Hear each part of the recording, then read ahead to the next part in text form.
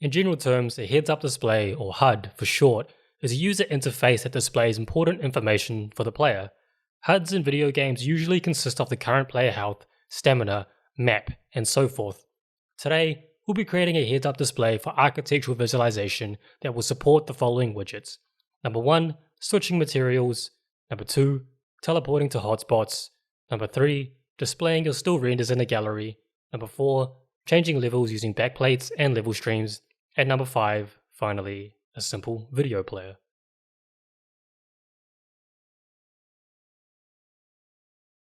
So I'm back here in my content browser. I'm going to go into my interface folder and create a new folder in here, calling that 1_HUD, or heads up display. I'm going to open that up. I'm going to right click and add another blueprint, but I'm not adding a blueprint class. I'm adding a user interface widget blueprint user widget instead. I'm going to call that WBP_HUD. WBP meaning widget blueprint, and of course HUD meaning heads up display. So let's open that up by double clicking. Dock that to the top, and here you'll see we're in our widget blueprint designer. This is basically where we can start creating our heads up display user interface. So on the left here you'll see the palette, and here you'll see a lot of pre-built components we can add. Here's our hierarchy, which acts as a layers panel, sort of like Photoshop or any other photo editing software. We have the details panel here, and when we have a component selected you'll see all the details for that, and below we have the animations panel, and we'll go over that in a later video. So let's start playing around by adding some stuff. First thing I'm going to get is a canvas panel, dragging it into my hierarchy, and you'll see now it's in the middle of my screen. Let's also get a button as an example and drag it into the canvas panel. You'll see that sitting inside now. And let's get a horizontal box just to test. Put that in my canvas panel and put the button in my horizontal box. So now we see my horizontal box with the child of button sitting inside my canvas panel. So the basics of this is essentially just to keep adding components and design the look of it, the styling of it, to get exactly how you want your heads up display to look like. For now, let's actually delete the horizontal box we've made, and let's go back into our content browser. In our HUD folder, let's add a new one, and let's call that new folder _custom buttons. And I've just added the underscore at the front just so that it always sits first in my browser. Let's open that folder. Now I'm going to add a new user interface widget blueprint, user widget. I'm going to call that button toggle. What I'm going to be doing now is creating some custom buttons for my widget instead of using the default buttons that Unreal Engine gives you. The reason I'm doing this is because I can keep reusing them over and over again and keep reusing that same code, rather than having to code a new button every single time we want to add one. It will save us a lot of time in the long run, even though there's a little bit more of an upfront workload. It's totally worth it. So let's open it up now, and you'll be familiar with our designer. So let's get a horizontal box in our palette, drag that into my hierarchy. Let's also get an image. Oh, let's try that again, drag that into my horizontal box. Finally, let's get a button, drag that into my horizontal box. Now, if we look at our canvas, you'll notice that it's spanning the whole height. We don't want that. So let's change the fill screen to be desired instead in the top right here. Now they're starting to look like proper buttons, which is what we want. You'll also notice that this button has rounded edges. We don't want that. So under appearance, style, open up normal and change the draw as to be an image. Do the same for hovered and do the same for pressed. Change from rounded box to image, and it's perfectly square now. I'm going to select the image, go to the appearance tab, under brush, I'm going to open it up, and I'm going to change the image size to be width of 100 and height of 50. Looks perfect. I'm going to rename my components now so it's more clear. I'm going to call this one button expanded. I'm going to go to my button and call that button square. Compile, and let's go to the event graph now. First thing I'm going to do here is delete event tick because we won't be needing that. I'm going to keep event preconstruct and event construct. I'm going to get my button expanded in my variables, drag that in, and from that let's get a set brush from texture, connect that to my preconstruct. Let's move this down to give us more room. And from the texture, I'm going to drag off and promote that to variable. I'm going to call that button expanded texture. Sweet. Now I'm going to get my button square or control, drag that in, and off the node type set style. Under appearance, let's get that one. From the style, let's also promote that to variable and call that variable button square style. Connect that to our set brush from texture. Just tidy this up a little bit. Sweet, and I'm just going to highlight this, comment it, and the comment's going to be brush texture for button expanded. For this one, comment that as well, and it's just going to be brush styles for button square. Let's come down here to our event construct, and once again let's get our button square.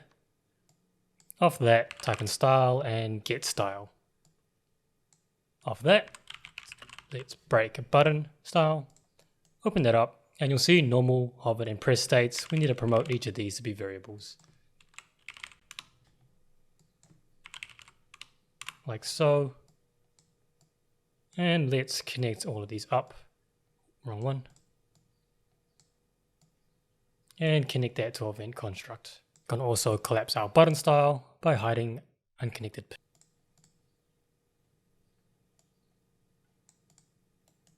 Let's go ahead and comment these as usual, and this is just going to be promote normal, hovered, and pressed states to variables. And by promoting these, it just allows us to make reference to them, and we'll need to use these references in the future. In the variables panel, I'm just going to check this little eye icon here, which will make our expanded texture instance editable. The other way to do it is simply click on your variable and then check instance editable down here. So I need to make sure my expanded texture and my button style are instance editable. And you can tell they are because they both have the eye icon open. Let's compile and let's save. We can close that for now. Back in our heads up display, let's search for a vertical box and drag that into our canvas panel. Click on that vertical box and your details, size that to content. Back in our palette, let's now search for those buttons we just created. So I can search for a button and you will see it under user created. Drag that into your vertical box and then go ahead and rename that to one material button. Now go back into your hierarchy and duplicate that button by pressing Ctrl D on the keyboard.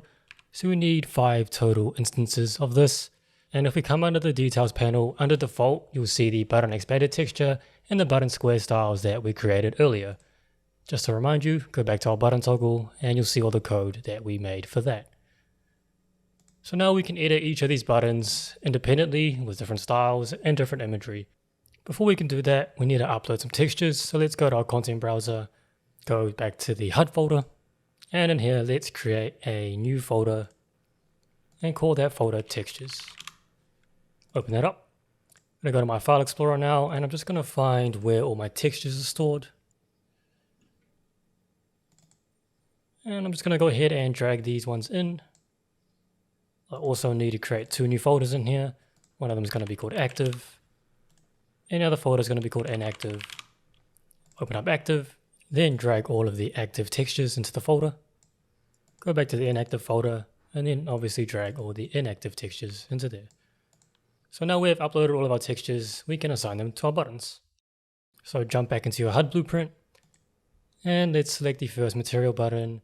And the button expanded texture dropdown, let's search for material and then select UI underscore material expanded. And you'll see it has populated that portion of our button.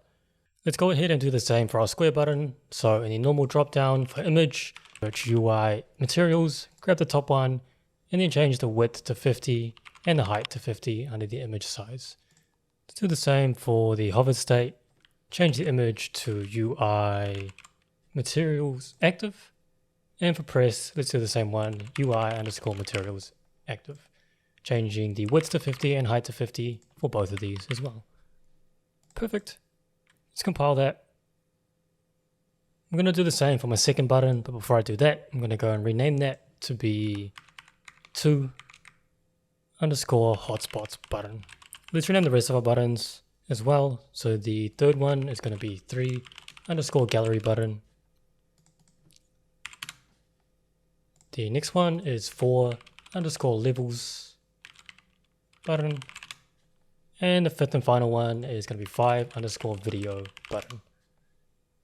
Now let's assign these some textures. So for my hotspots 2 button, I want to change the expanded texture to be hotspot expanded, the normal to be UI hotspots, the hovered to be UI hotspots active, and the press to be UI hotspots active as well. Making sure to change the width to 50 and the height to 50 for all of these. There we go. I'll let you go ahead and change the corresponding textures for the rest of the buttons, and I'm just going to skip forward a bit just to save you some time.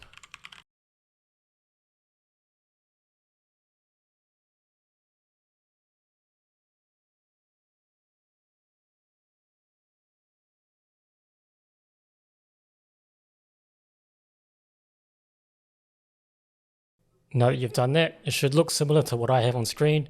Don't forget to compile and save. Then with one of our buttons selected, let's go all the way to the top right of the details panel and then click edit, go to the event graph, and we need to add some more code here in our button toggle event graph. So I'm going to pan all the way to the bottom, and what I'm going to do here is get the button expanded variable, drag that out and get a set visibility, set the visibility to hidden, then plug that in. Highlight all this and comment it to be set button expanded to be hidden by default.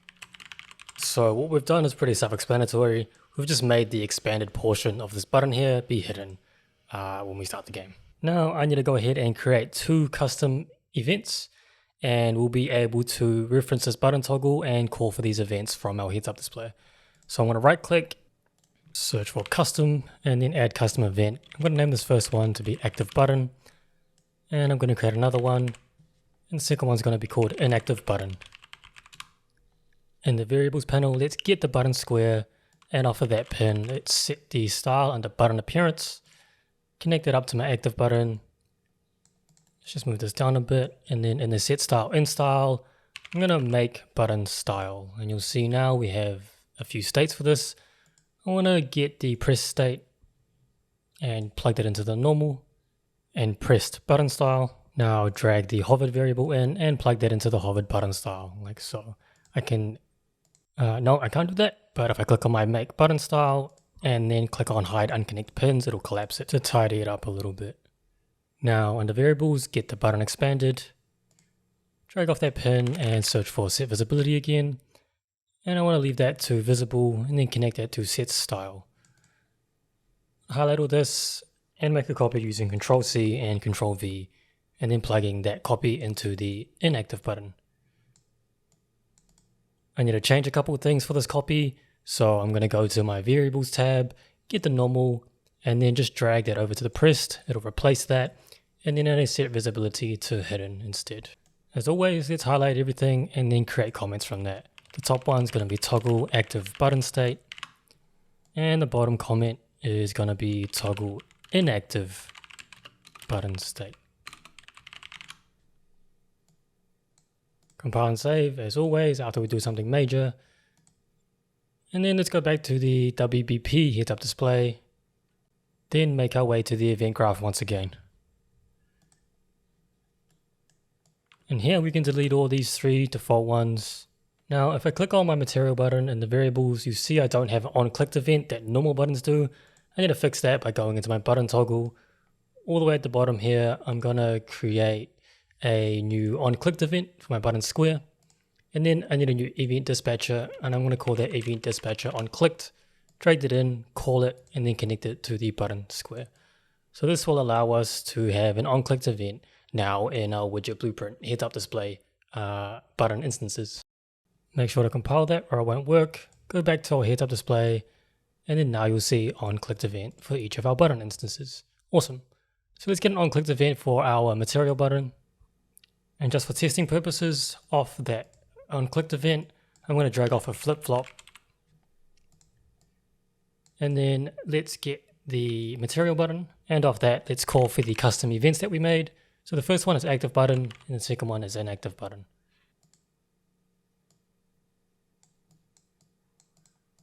So as a reminder, let's go back to the button toggle and you'll see these two custom events that we've made and all the code relevant to that. So we can execute these now through our flip-flop. Let's plug in the flip-flop A to the active button and then flip-flop B to the inactive button custom events. Compile this, and if we play, we'll notice that our interface is not actually showing up. It's because we're missing one thing. So if we go back to our content browser, then go to the player folder, open up the 0 game mode, go to the event graph, delete the event tick, we don't need that. Then from the begin play, type in create widget. Let's change the widget class to our WBP HUD, and then the return value just needs to be add to viewport. So that's just going to add it to our screen now, compile, save. Then if we play, our buttons will be in the top left. Great. Just make this bigger so you can see it a lot clearer. If I click my materials button, you'll see that it expands and then collapses if I click it again. So it'll toggle on and off, which is working correctly. It's perfect. Now go back to the HUD and get an on-click for your hotspots button. Let's just copy this and then paste it in, connect that up, and then replace the material button with the hotspot button instead. Compile, save, and play. So let's test. Our materials works, and our hotspots also works. Awesome. But what if I only wanted to show one at a time? So say if my hotspots was open, I didn't want my materials to be open, or if I wanted materials to be open, I didn't want hotspots to be open. And I think it's really important to set it up this way because otherwise we're going to eventually have a lot of overlapping user interface elements, and we definitely don't want that because it gets really confusing for the end user. So instead, what we're going to do is we're going to create what's called a widget switcher, and then we're going to tie our active and inactive button states to that. So let's go ahead and I'll show you how to do that. So let's close our test window for now, and now we're back in our event graph. Instead, let's go back to our content browser, back into our interface folder, in the HUD folder. Let's create some new folders. So I'm going to right click, new folder, and the first folder I'm going to create is going to be 1_materials. Create another one. It's going to be 2_hotspots. The third one is going to be 3_gallery. Fourth is 4_levels. And the fifth and final one is 5_video. Open up the material folder and then create a widget blueprint in here. Use a widget. It's going to be WBP_materials. Open that up. And in our palette, search for a border. Drag that into your hierarchy, and then inside the border, let's drag in some text. Click on that text, and we need to change the text color for this. Under color and opacity, and just change it to something bright so we can see it. Now let's change the text to be materials widget, and you'll see that changes in our viewport. Let's center that horizontally and vertically, compile and save. Close that for now, go back into our content browser, copy that by using Ctrl+C, and then pasting an instance in the hotspots folder. Let's rename that to be WBP hotspots. Open that up, change the text to be hotspots widget, and then compile, and we can exit that. Now let's paste one into gallery, change the name to be WBP gallery, open that up, and then again change the text. So this one will be gallery widget, compile, close that, and then paste another one into levels, change the name to be WBP levels, open that up, and again change the text to be levels widget, compile, close, and then finally paste one into the videos folder, rename that to be WBP videos, open that up, and then change the text in here as well. So that's videos widget. Nice, compile and save and close that. I may as well close this as well, and now we're back in our heads up display. So basically what we've done here is we've created a separate widget blueprint for each of our buttons, and we've just added some text in there just so we know exactly which one is active at all times.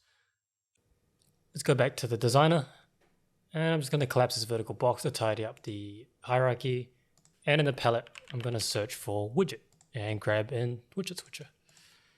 Now what a widget switcher will allow us to do is it will allow us to switch between the 5 widget blueprints that we just created, and we're going to do that by using a series of buttons eventually. So let's go ahead now and drag in those 5 widgets that we just created. So I want to search for them and let's start dragging them in.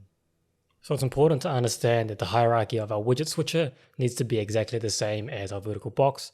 So the first one I'm going to drag in is the materials blueprint. And then I'm going to get my widget switcher and then make sure to check size to content. Going to go to anchors and then make sure it's a full anchor by clicking that and holding Control and Shift. So now it'll be full screen, which is exactly what we want. The next one I need to drag in is hotspots. And then I need to do gallery, levels, and then video. Now for clarity, I'm just going to rename these. So this one's going to be 1 underscore widget blueprint materials. Hotspots is going to have 2 in front of it. Gallery is going to have a 3 in front. Levels will have the number 4, and then video is going to be number 5. So each of my widgets inside my switcher has the same numeral and the exact same hierarchy order as the vertical box above. This is important and it'll be a lot easier for you to understand what's happening later. So if I click on each of the widgets inside my switcher, you'll notice that they change in the viewport. So this is working as intended. If I click on the widget switcher itself, and then go to the details panel, you'll see something called active widget index. So the default value is 0, and what that means is that the top widget in our hierarchy has the widget index of 0, so that means it's the default one. As you can see in our instance, the default one is WBP materials, because that's the first one in the switcher hierarchy. I actually don't want that to be the first one. I want a blank screen to be first. So what I'm going to do is drag in a canvas panel. I want to make sure that's at the top of the hierarchy. Let's try that again. Cool, now to the top, I'm going to rename that to be 0 underscore empty widget. So now by default, the widget switcher is showing the empty widget because the empty widget is the first in the hierarchy, and our widget switcher has an active widget index of 0, meaning the first one in the hierarchy is the default. So I can just cycle through each widget now to see that it's still working. Awesome, I'm going to rename my widget switcher to be I think widget switcher is just fine.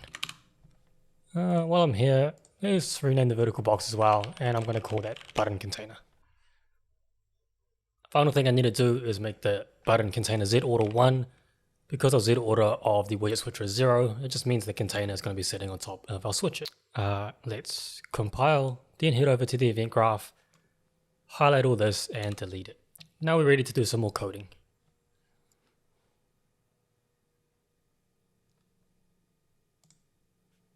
What I need to do here is create a new function, and I'm going to call that function change widget index.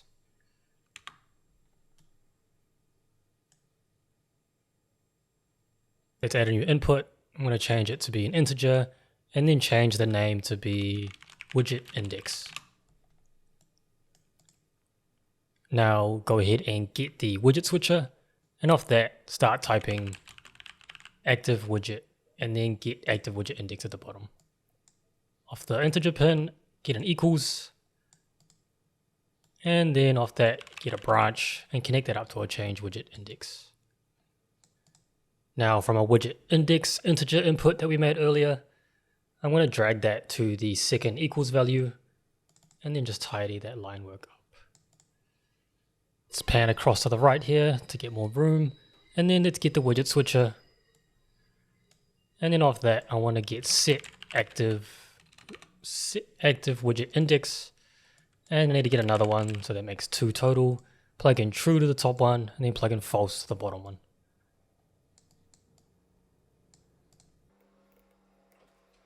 Now get the widget index, plug that into the bottom, set active widget index, and I'm just going to tidy the line work up a bit.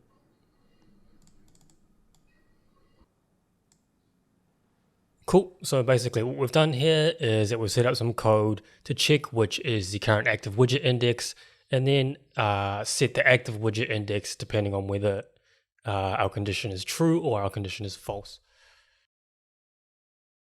So let's compile and save, and then we can close that function. Back in our event graph now, let's just drag that function in, get 2 instances of that, and then plug one each into the buttons.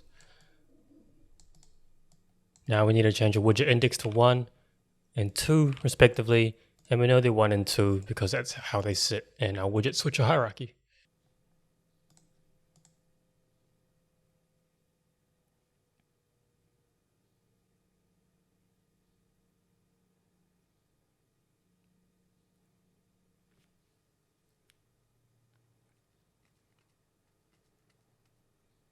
Let's compile and save and play the test.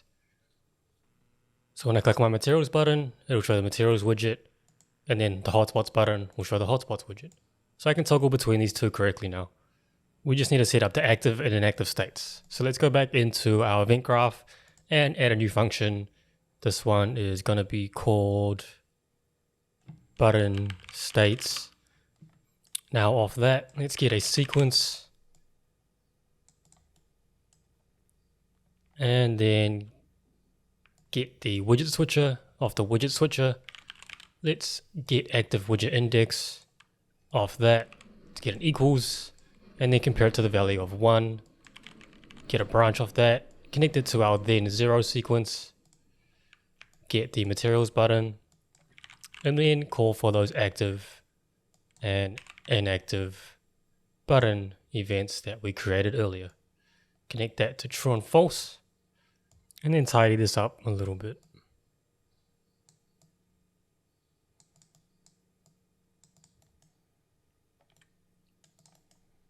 Now let's highlight all this and then create a comment for it, and the comment is going to be set material button state.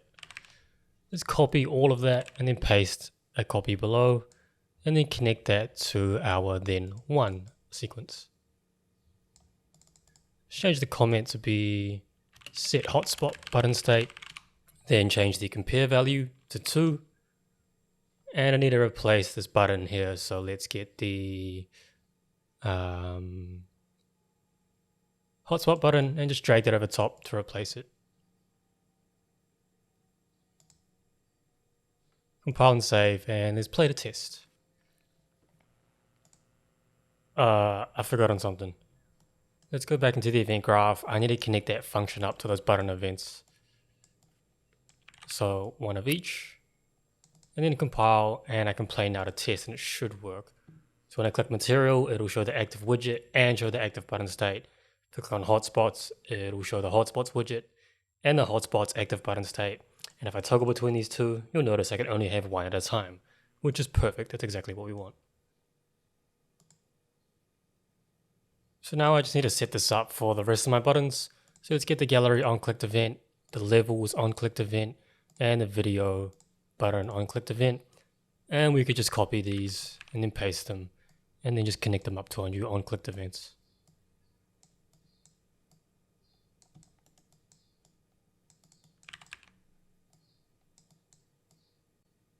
Now I need to make sure I change the widget index. So for gallery it's 3, levels is 4, and video button is 5.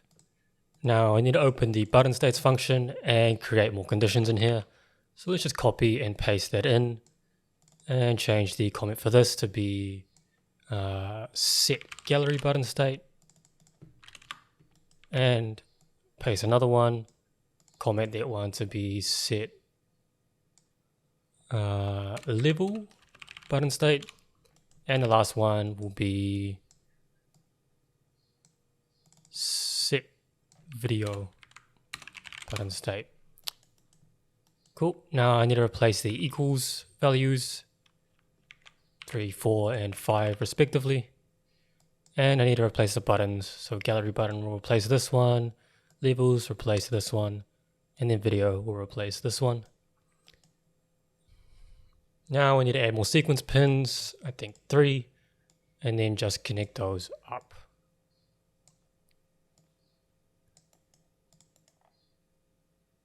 Cool, looks good. Let's compile and let's play, and this should all work perfectly. So materials works, hotspots works, gallery works, levels works, and so does video. That's awesome. And I could just toggle through each of these. Yeah, that looks like it's working correctly. Perfect. Let's close that for now. And I just want to make some styling adjustments. So let's go back to the designer. For my button container, I want to change the anchor to be fully right aligned, remembering to hold Control and Shift when I click on that. Now I want this to be vertically centered. So what I need to do is I'm going to go to my palette and then type in spacer block, drag one into my button container, have one at the bottom, and then have a copy of that at the top. Sweet. Now I want to make the size fill for both of those spaces.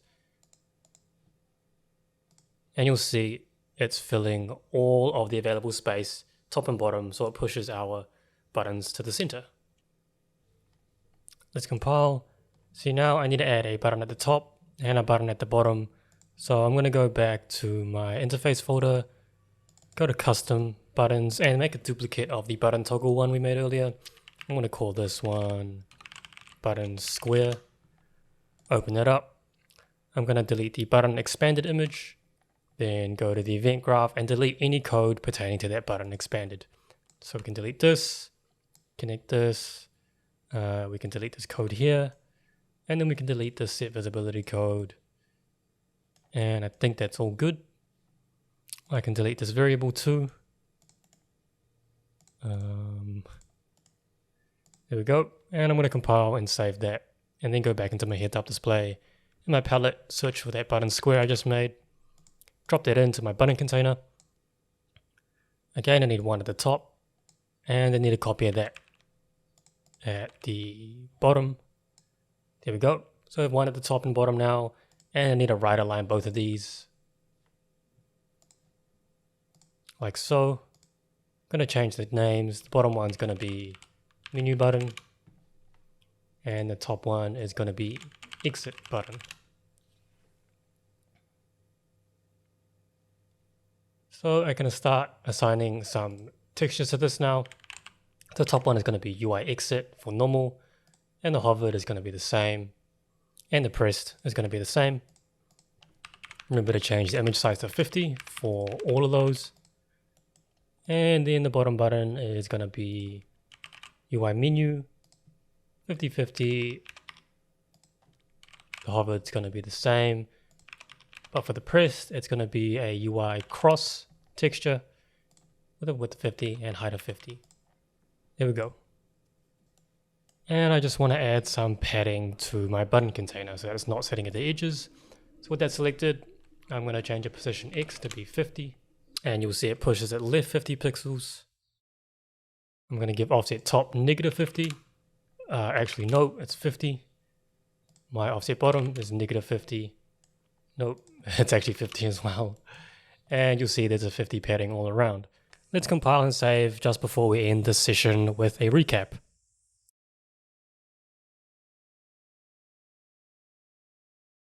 Alright, so we're in our HUD here right now, and what we have in our hierarchy is a button container and a widget switcher.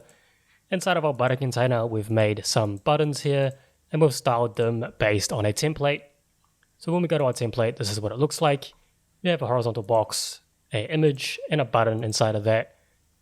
If we go to our event graph, we have some code here. So during event pre-construct, we're promoting our button expanded image and our button square button to variables.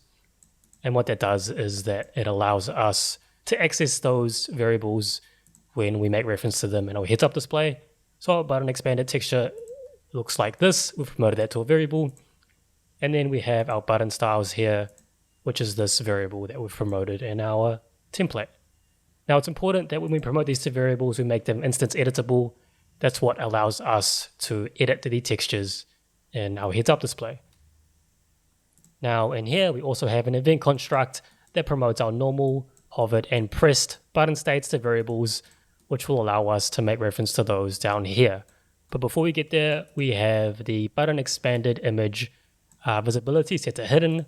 So that is this here. By default, we want that to be hidden.